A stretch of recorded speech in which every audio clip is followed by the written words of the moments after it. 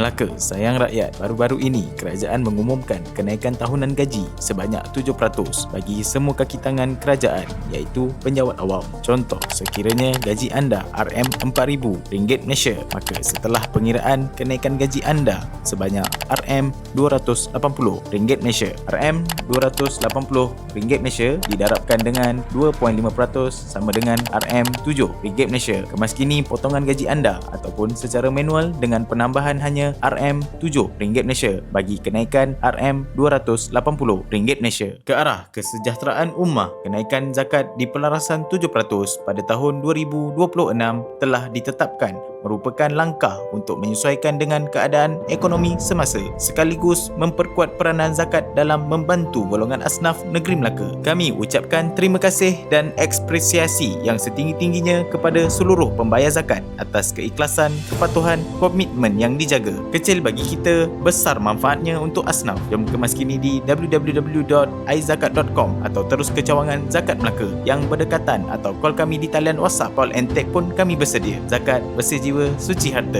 Asnaf disantuni, zakat diberkati.